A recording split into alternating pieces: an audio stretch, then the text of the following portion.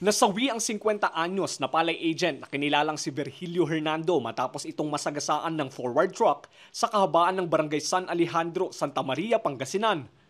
Ayon sa investigasyon ng pulisya, parehong binabagtas ng forward truck at motorsiklong minamaneho ng biktima ang daan sa nasabing lugar.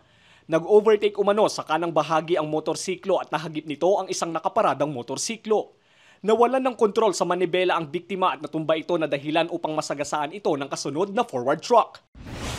Nung ito pong motorsiklo natin na sinasakyan po ng biktima ay nag-overtake dito po sa may shoulder lane.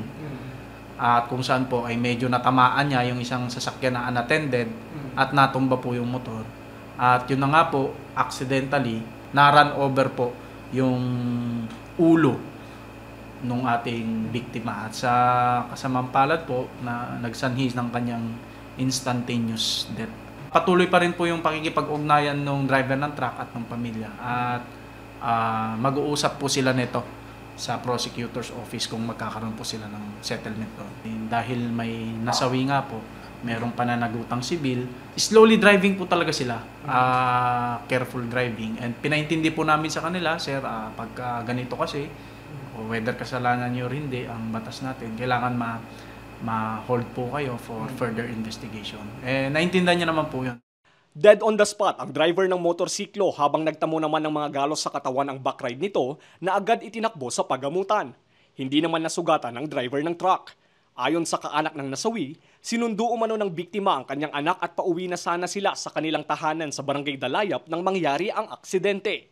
Di paawid da, agkasabay da gamin aji truck sir. Tapos di pagkatuang da, asi da gamin jay dalig na aji truck sir. Tapos naku anisuna ta.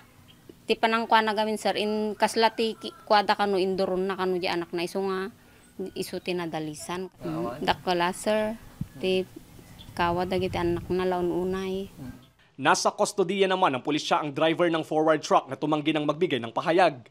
Patuloy ang isinasagawang pag-uusap ng dalawang panig patungkol sa danyo sa insidente.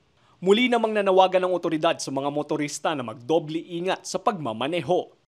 Check your status kung kaya ba natin mag-drive. And be cautious po. Be aware dun sa surroundings natin. At napaka-importante po sumunod tayo sa batas trapiko. Kasi kaya po ginawa yung mga batas trapiko para po sa safety ng bawat motorista. Lester Narag, Balitang Solid North.